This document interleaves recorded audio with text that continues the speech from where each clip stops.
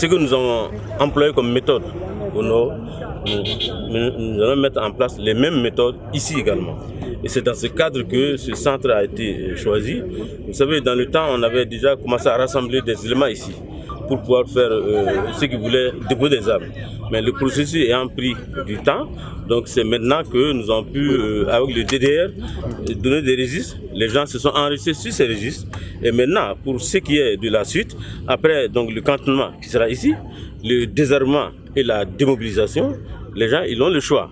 Ceux qui ont la possibilité d'avoir un emploi dans la fonction publique malienne, à savoir les forces armées, les corps paramilitaires ou bien la fonction publique civile, eux, ils viennent à l'intégration. Ce qu'on appelle intégrer les éléments dans les structures de l'État. Il s'agit tout simplement des choix et de l'aptitude des gens.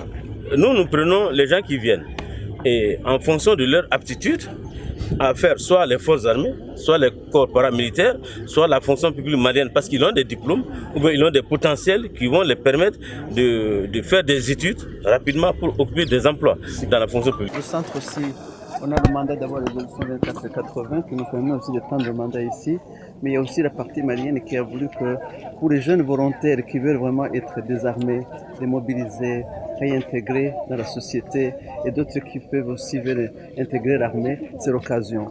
Et donc il y a eu beaucoup de sensibilisation et c'est vraiment saluer la présence du DDR accéléré au niveau du centre parce que ce n'est pas classique, c'est vraiment une sensibilisation qui a voulu qu'il y ait des volontaires qui veulent faire ce travail. Donc là l'idée, ce que vous venez de voir, c'est vraiment l'enregistrement du dépôt des armes et puis le screening, comme on l'a dit, le voting. Une fois que c'est fait, les gens choisissent ou réintégrer la communauté ou bien être dans l'armée. Et là, ce sera toute une formation qu'ils vont passer ici et nous avons appuyé tout ce processus.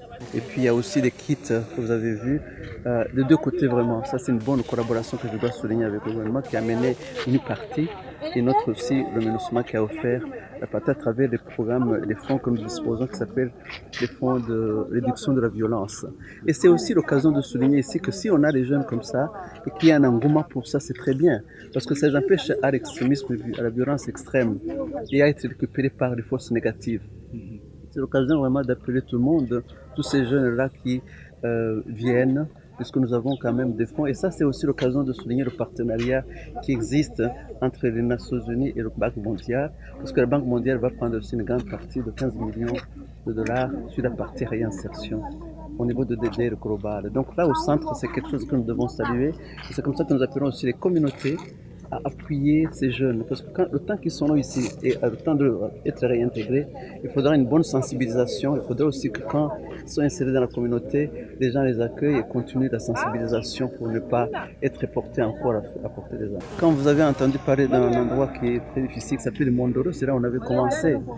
Maintenant, c'est l'occasion aussi de souligner qu'au-delà de ce qu'on a de faire, on parle de DDR, donc réduction de la violence, mais aussi l'offre de développement, parce qu'on donne de l'emploi aux jeunes. Emploi aux jeunes et emploi aussi que la communauté qui les accueille, les éducations d'eau, la santé, l'école, etc. Il y en a qui ont pris des armes très jeunes, donc ils vont peut-être vouloir aller à l'école. C'est une formation spéciale qui va être offerte ici. Donc c'est vraiment une chose qui est très bien, qu'on salue et qu'on accompagne.